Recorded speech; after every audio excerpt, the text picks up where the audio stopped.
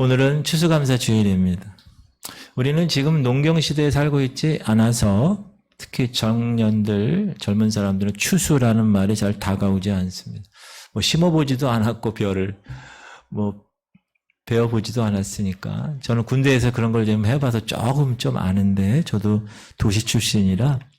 그럼에도 불구하고 2023년도 우리 한 달 반을 남긴 이 시점에서 우리가 오늘 추수감사절 예배를 드림으로 한 해를 돌아볼 기회를 하나님이 주셨습니다. 그리고 마지막 이 한 달 반 정도를 더욱 주님 안에서 값지게 살 수 있는 기회를 하나님이 허락하신 줄 알고 감사드립니다. 오늘 본문에 보면 예수님이 갈릴리 지역과 이 예루살렘 지역을 왔다 갔다 하시다가 중간에 사마리아 사이로 지나가신 한 마을에 들어가게 되십니다. 그 마을 입구에 나병 환자 10명이 있었는데 멀리서 예수님 지나가는 것을 알아보고 이들이 큰 소리로 소리치기 시작했습니다. 문둥병이라고도 하고 요즘은 한센병이라고 하는데, 이 병은 예나 지금이나 사람들이 꺼리는 병입니다. 그리고 그 당시에는 하나님께서 저주하신 병이라고 생각했습니다. 이런 나병 환자들이 예수님 지나가는 길을 예수님을 발견하고 힘을 합쳐서 소리를 질렀습니다. 왜 그랬냐? 예수님께 가까이 갈 수가 없었기 때문에. 이 나병 환자들은 부정한 사람들입니다. 그래서 정상인과 접촉하면 그 정상인도 부정하다고 여겨지기 때문에, 그래서 나병 환자들이 한 20m 정도의 거리를 두고 가다가 누가 탁 나타나면 입에다 손을 대고 나는 부정하다, 나는 부정하다 이렇게 소리를 쳐야 됩니다. 그것이 법입니다. 그러면 상대방이 그걸 알고 접촉하지 않도록 그렇게 하기 위한 경고를 하는 겁니다. 그래서 이 나병의 10명의 나병 환자들은 소리도 치지 못하고 가까이 가지 못하고 소리만 쳤습니다. 시작. 소리를 높여 이르되 예수 선생님이여 우리를 불쌍히 여기소서. 물론 멀리 있기 때문에 소리를 친 것뿐만 아니라 어쩌면 그들이 겪고 있는 이 고통이 너무나 절박해서 소리쳤을 겁니다. 그리고 저 예수라는 분이 듣기에는 소문에는 병을 고친다고 하는데 오늘 마침 그 기회가 왔구나. 이 기회를 놓치면 평생 고통 속으로 살아가야 된다는 절박감, 그런 절망감과 절박감 때문에 크게 소리를 외쳤습니다. 그런데 오늘 말씀에 보면 예수님이 그들의 소리를 듣고 그 10명의 병을 고쳐주셨다라는 말이 없습니다. 시작. 보시고 이르시되 가서 제사장들에게 너희 몸을 보이라 하셨더니 그들이 가다가 깨끗함을 받는 병을 고쳐주겠다 얘기하지 않고 야 가서 제사장들에게 너희 몸을 보여 라는 말만 했습니다. 그리고 이들은 예수 그리스도의 말을 들었어요. 그리고 그 믿음을 가지고 그 말씀에 순종해서 제사장한테 갔어요. 제사장으로 가는 도중에 깨끗함을 받았다라는 것을 알 수가 있습니다. 그러면 왜 예수님이 처음부터 네 병이 나았다라고 말하지 않고 제사장에게 너희 몸을 보이라 하신 이유가 뭘까? 두 가지 정도의 이유를 생각할 수 있는데, 당시 나병 환자들은 부정한 자들이었습니다. 그래서 성전에 들어갈 수가 없었어요. 예배를 참석할 수가 없었어요. 우리 예배 참석할 이런 모습이 아니었어요. 그래서 이 사람이 나병 환자인지 혹은 단순한 피부병 환자인지를 제사장이 보고 판별을 했습니다.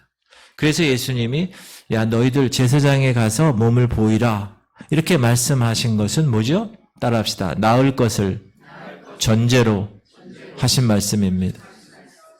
그리고 이 말을 이 10명의 문둥병자들이 너무 간절하니까 믿었어요. 그리고 순종했어요. 믿었을 뿐만 아니라 행동으로 순종했어요. 믿고 순종하고 가는 도중에 그 병이 나은 거예요. 그러니까 이 10명의 사람들은 대단한 사람들이라고 우리가 평가할 수 있어요. 믿음이 있었고 그 믿음대로 행동했다는 거예요. 두 번째, 네 병이 나았다 말하지 않고 제사장에게 너희 몸을 보이라 말씀하신 이유는 이제 병을 고쳐줬어요? 그럼 이들이 너무 기쁘잖아요. 그러면 제일 먼저 어디로 갈까요? 집으로 가겠지. 식구들 보고 싶으니까. 마을로 들어가겠죠. 그러면 그들은 돌에 맞아 죽을 수 있었습니다. 격리돼야 되는데, 그래서 제사장에 반드시 확인이 있어야 마을에 들어갈 수 있었고 접속할 수 있었습니다. 그런 면에서 예수님은 그런 것까지 다 세밀하게 배려하신 것이 아닌가, 그런 생각이 듭니다. 그런데 문제는 여기부터 시작되었습니다. 자, 열병의 나병 환자가 다 고침 받았는데 돌아와서 감사를 표현한 사람은 몇 명이라고요? 한 명. 그것도 어느 사람? 사마리아 사람. 나병은 감각을 잃는 병입니다.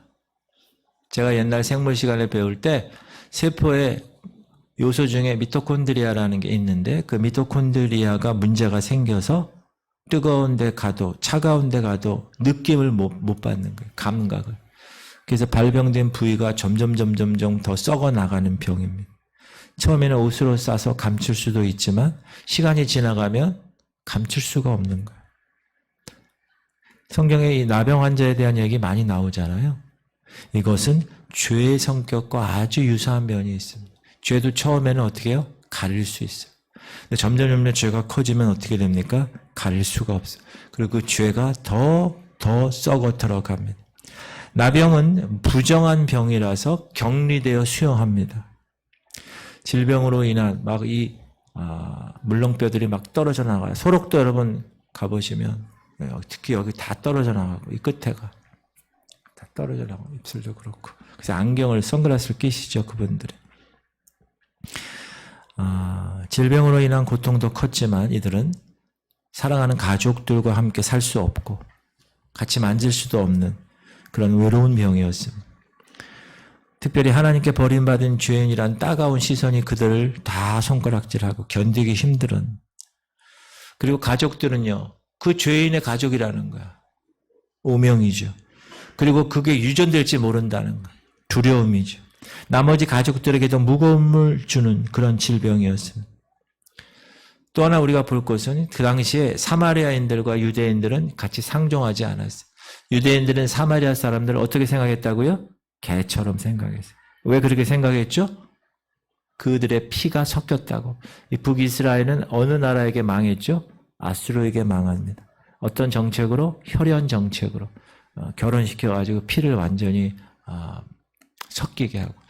남유다는 어디에게 망하죠? 바벨론에게. 무슨 정책을 쓰죠? 바벨론이? 포로 정책을 쓰죠. 그래서 이 유대인들의 정통적인 것을 이 사마리아 사람들은 먼저 북이스라엘이 망하잖아요. 피가 섞여 있다고 아주 개처럼 여겼던, 그런 상종하지 않았던. 그런데 너무 놀라운 건 나병 환자들은 지금 같이 있다는 거예요. 함께. 멀쩡할 때는 서로 비난하고 서로 개처럼 여겨도 병이 걸리니 자신들이 내세울 게 아무것도 없다는 것을 깨닫게 되자 하나가 되어 살아가게 되었다. 여러분, 사람은 고통당하면 겸손해집니다. 마음이 낮아지고요. 서로에 대한 경계도 풉니다. 그래서 하나님이 그렇게 하시는 경우도 간혹 있죠. 병이 치유되자 이 10명의 나병 환자들은 각기 제 길로 갔습니다. 그런데 10명 중에 한 명만, 사마리아 사람만 자기 자신이 나은 것을 보고 돌아와서 예수님 발 앞에 엎드려 감사를 표했고 하나님께 영광을 돌렸습니다. 이것을 보시고 예수님이 이렇게 반문하시죠. 시작. 예수께서 대답하여 이르시되 10사람이 다 깨끗함을 받지 아니하였느냐? 그 9은 어디에 있느냐? 이 이방인 외에는 하나님께 영광을 돌리러 돌아온 자가 없느냐 하시고, 이 이방인 외에는 하나님께 영광을 돌리러 온 자가 없니? 라고 선언하시면서 그에게 이렇게 얘기하죠. 시작. 그에게 이르시되 일어나 가라. 네 믿음이 너를 구원하였느니라 하시더라. 가라. 네 믿음이 너를 구원하였다. 선언하신 것. 이 선언은 이 나병이라는 육체적인 질병만을 고침받은 것이 아니라 죄병, 이 죄 문제로 인하여 영적인 병을 얻고 있는 그 사람의 영혼의 구원도 하나님께서 선포하신 것입니다. 그가 한 감사가 믿음의 한 표현이었고, 그가 한 감사 때문에 또 다른 감사를 영혼의 감사, 영혼의 구원으로 이어진 것입니다.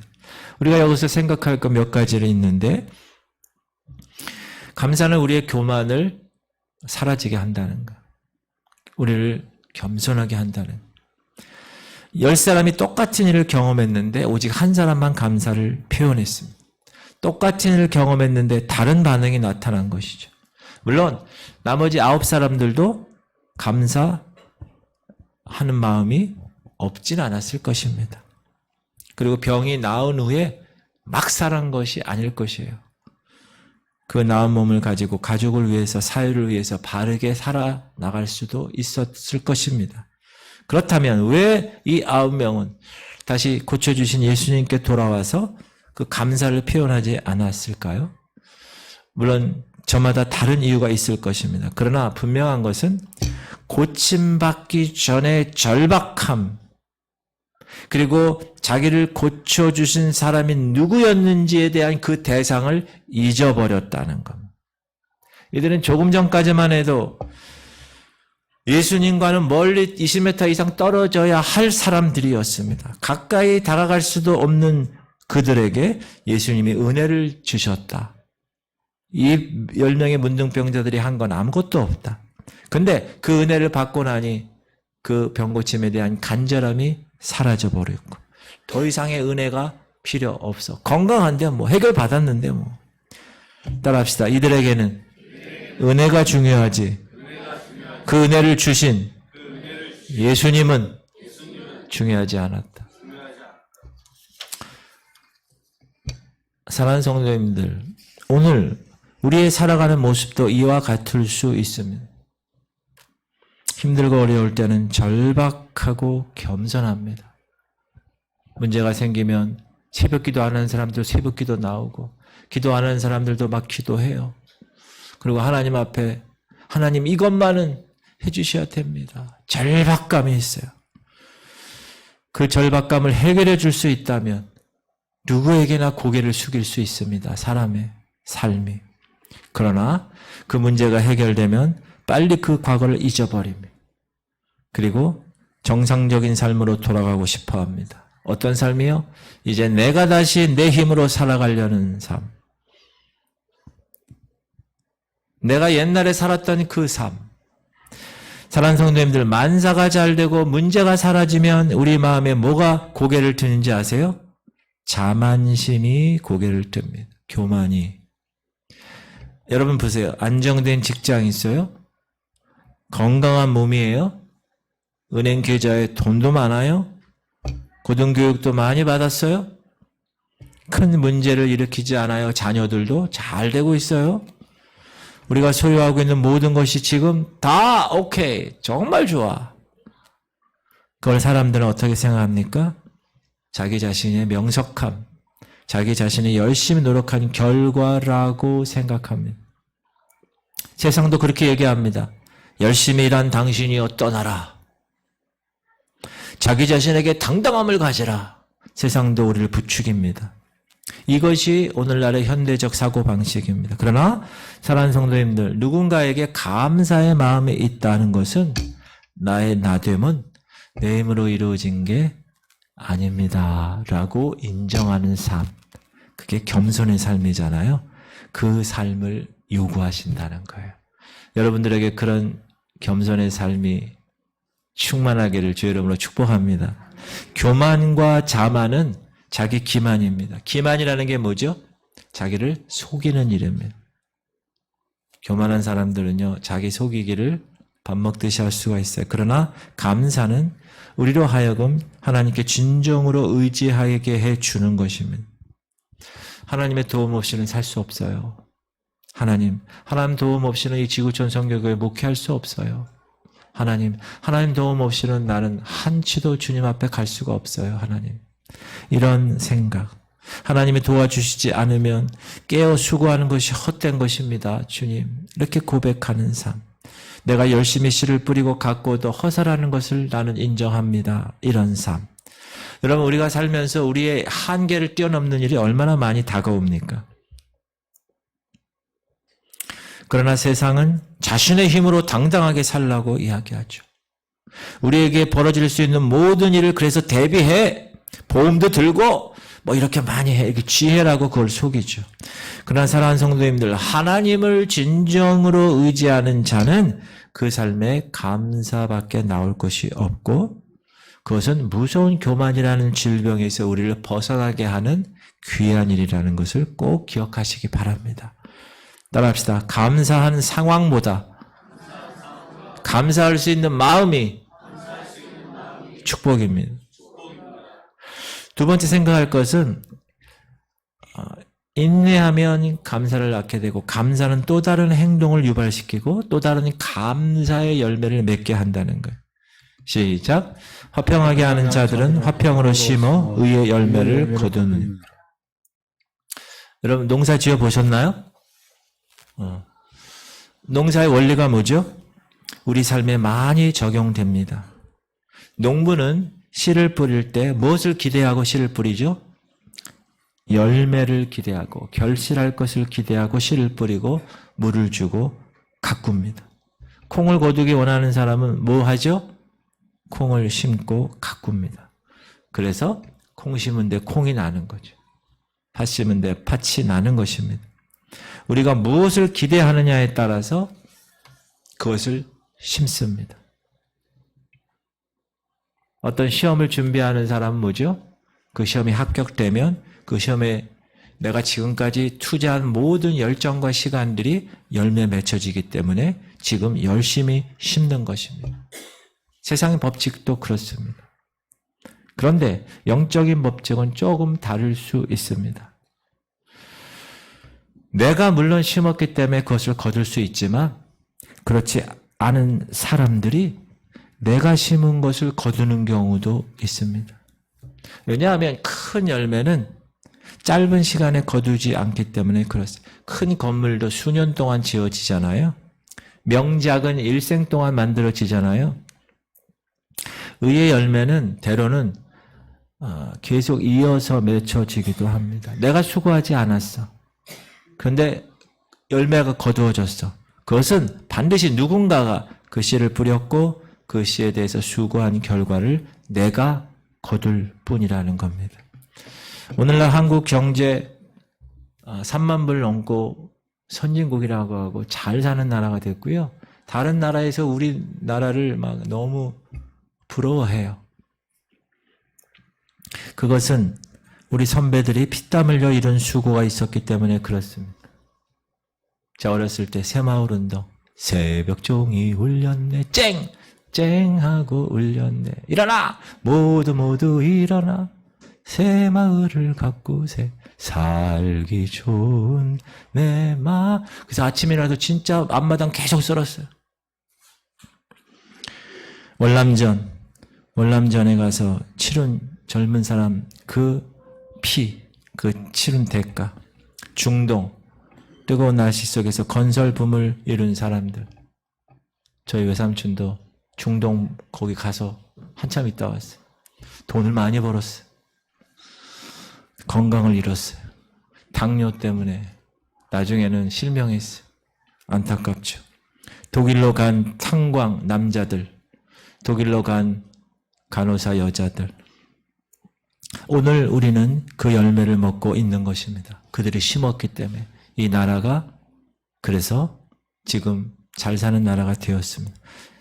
자, 따라하십시오. 눈물로 씨를 뿌리는 자는 기쁨으로 그 단을 거두리로다. 이거는 세상 법칙과 더불어 시편 기자도 그렇게 얘기하고 있는, 뿌리지 않고 거둘 수 없다. 그렇다고 꼭 뿌린 사람의 것이 그 사람이 거두는 것이 아닐 수도 있다.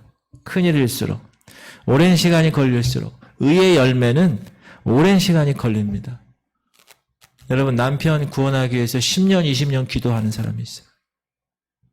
인내하고 뿌리고 가꾸는 일이 계속되어야 거둘 수가 있습니다. 여러분, 전도 대상자를 놓고서 지금 기도하고 있잖아요. 그게 어느 날 딱 얘기했는데, 그래! 그래서 예수를 주로 믿는 그런 결실을 볼 수 있어요. 즉시. 그거는 그 누군가가 뿌려서 그 누군가가 계속 가꿨기 때문에 그런 거예요. 그리고 10년 기도해도 안 돼. 그거는 내가 열심히 지금 뿌리고 가꾸는 거야. 포기했는데 어떤 딴 사람이 열매를 맺을 수 있는 거예요. 오늘 나병 환자가 낫게 된 것은 이들의 결실은 누구 때문에 낫게 됐죠? 나병 환자들이 크게 소리쳐서 나은 건가요? 여러분, 큰 소리 친다고 병이 나면 병원이 왜 필요하겠습니까? 이들이 나은 것은 예수님께서 하늘 보좌를 버리시고 이 땅에 오시는 수고가 있었고 인간의 몸으로 우리 가운데 계시는 희생이 있었기 때문에 십자가의 그 피값으로 죽으셨기 때문에 그들의 치료가 가능했던 것입니다. 이 나병 환자가 예수님께 감사를 표현하자 예수님 뭐라고 그러셨죠? 네 죄사함을 받았느니라 선언하신 것. 감사가, 따라합시다. 감사가 영적인 축복으로 이어졌습니다.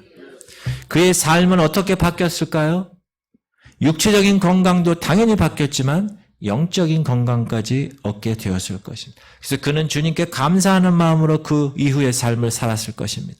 주를 섬기듯이 다른 사람, 이웃사랑을 실천했을 것입니다. 이렇게 감사는 또 다른 행동을 유발하고 또 다른 감사를 낳게 한다. 꼭 기억하시고. 그래서 감사를 많이 하는 것이 축복인 거예요. 대개 근데 영적인 열매는 내가 복음의 씨를 뿌리지 않았는데도 기쁨으로 거둘 때가 있습니다. 여러분 전도 대상자 지금 놓고 기도하고 계십니까? 하루에 10분 이상 기도하고 계시죠? 지금 전도 대상자를 아직 명단을 제출하지 않은 사람들, 제가 손들라고 얘기하진 않겠는데 그 사람 있죠? 여기 다 기록이 되어 있는데 안 한 사람들은 반드시 목장 리더에게 꼭 제출해 주시기 바랍니다. 아직 안 늦었어요. 꼭. 여러분 전도해 보신 분도 계시고 지금 그것을 계속 하시는 분 계신데 전도해 보시니까 어떻습니까? 여러분 몇 마디에 권유하고 섬김으로 그 사람들이 예수님을 믿나요? 믿지 않습니다. 물론 예수님의 사랑이 있었지만 그 누군가가 그를 위해서 수고하고 씨를 뿌려야 열매가 맺히는 거예요. 뿌리고 일반 원리도 세상 원리도 씨를 뿌리고 시간이 지나서 그게 싹이 트고 그래서 가을이 되어 열매를 시간이 필요한 거예요.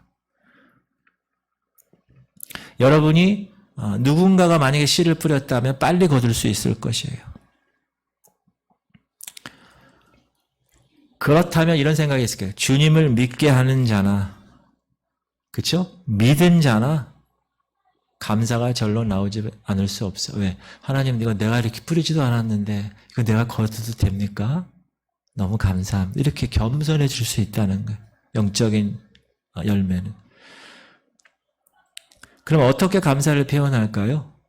나도 어떤 한 사람이 거둘 수 있게끔 나도 지금 수고를 씹는 거예요.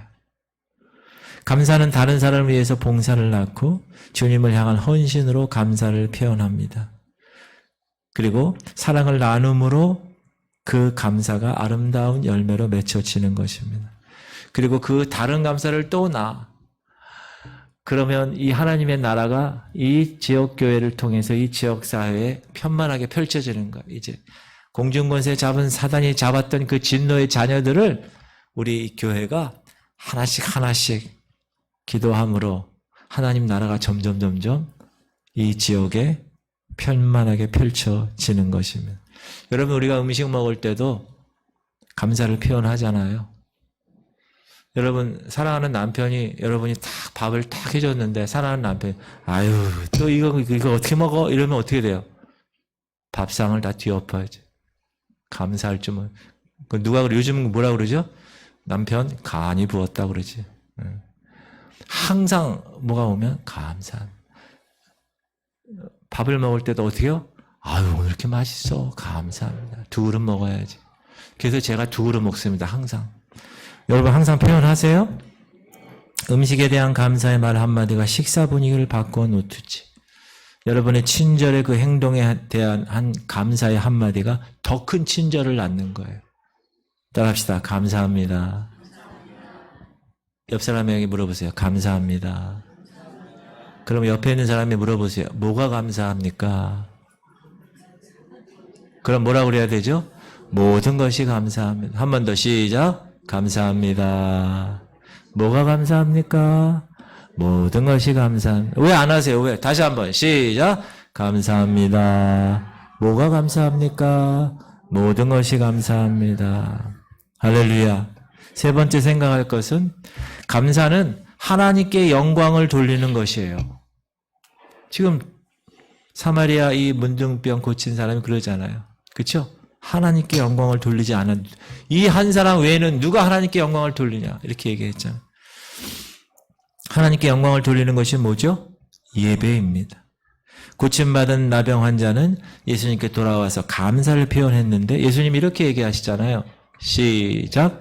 이 이방인 외에는 하나님께 영광을 돌리러 온 자가 없느냐. 이 말씀을 보면 뭐죠? 감사는 하나님께 영광을 돌리는 것이다.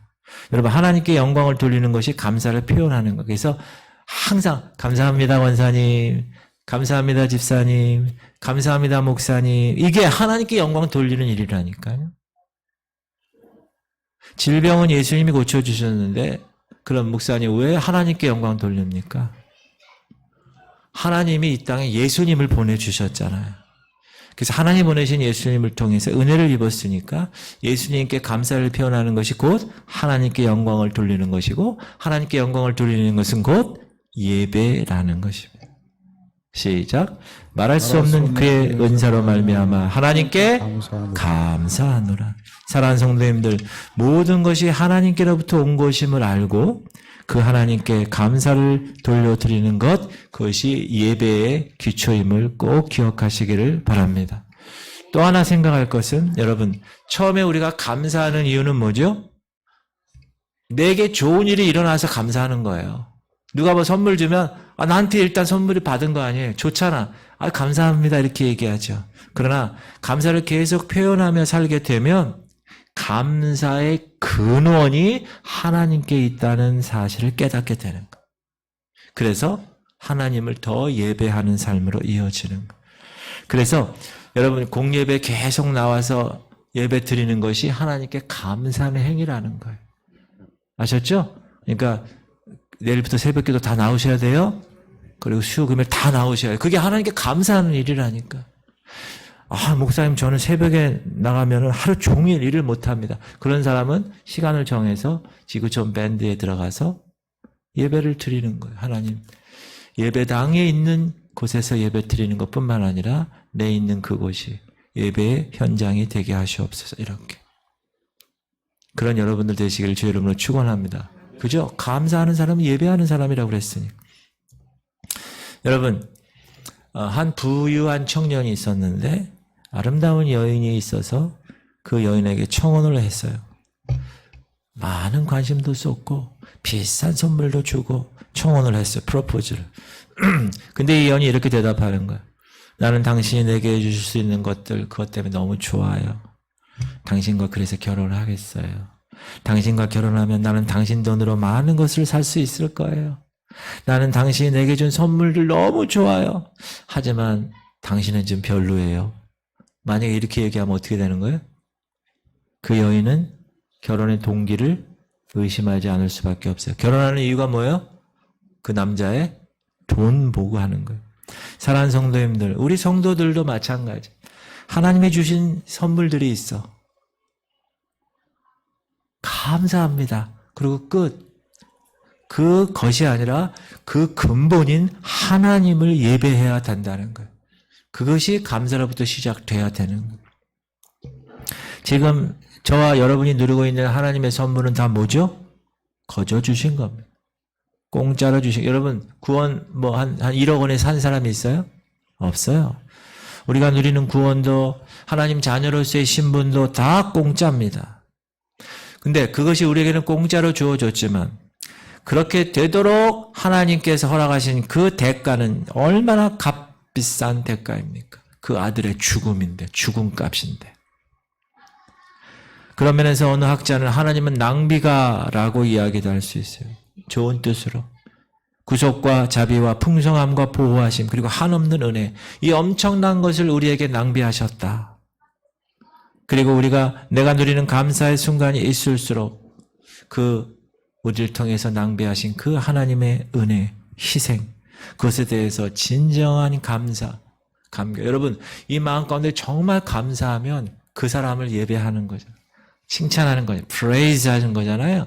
우리가 예배가 뭐예요? 하나님께 praise 하는 거. 박수 쳐드리면서 하나님 너무 좋으신 분이셨어요. 너무 감사해요. 하나님께 예배하는 거예요. 시편 기자는 이렇게 얘기합니다. 시작. 네. 내 영혼아 시작. 내 영혼아 여호와를 송축하며 그의 모든 은택을 잊지 말지어다. 참된 감사는 하나님이 주신 선물과 축복으로 시작해. 그러나 그 축복을 주신 근원적인 하나님을 진정으로 찾고 예배하는 것, 그것이 제일 더 귀중한 것이다. 따라합시다. 감사할 수 있는 자만이 예배할 수 있습니다. 여러분 감사하고 살아가십니까? 그러면 예배할 수 있는 거예요. 목사님, 하나님의 뜻이 도대체 뭡니까? 시작. 범사에 감사하라.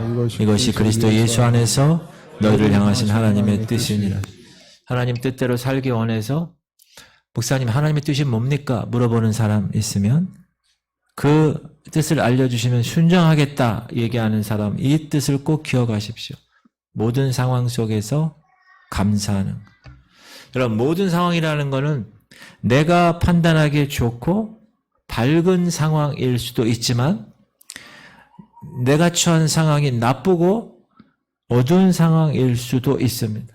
그럼에도 그 모든 상황에서 하나님께 감사하는 것, 그것이 하나님의 뜻이라는 것. 왜냐하면 감사하는 마음이 있다는 것은 하나님이 내 상황을 아시고 관여하고 있다고 믿음으로 표현하는 것이기 때문에 그렇습니다. 그래서 여러분 감사하는 마음이 되게 중요해요. 저는 지구촌 성결교회에 딱 오면 하나님 감사합니다. 새벽에 여러분 뵈면 주님 감사합니다. 성도들을 섬길 수 있어서 감사합니다. 어제 그제 이틀간 김장했잖아요. 그거 보면서도 주님 감사합니다. 이렇게 하나님의 백성들이 모여서 준비하고 또 홀로 살아가시는 분들에게 또 다 이렇게 선물 이렇게 김치를 나눠주고 얼마나 감사한 일인가. 그쵸? 얼마나 감사한 일인가. 저만 감사한가요? 사랑하는 성도님들, 감사는 우리를 속이는 교만을 사라지게 할 것입니다. 그리고 감사는 또 다른 감사를 낳게 할 겁니다. 그리고 감사는 내게 일어난 일보다 그 일을 허락하신 하나님께 더 가까이 가는 예배라는 걸 꼭 기억하시기 바랍니다. 2023년도 한 달 반 남았습니다. 그동안에도 감사가 감사를 낳고 감사가 예배를 낳는 것을 경험하는 우리 지구촌 성도님들 되기를 축복합니다. 통성으로 기도합시다.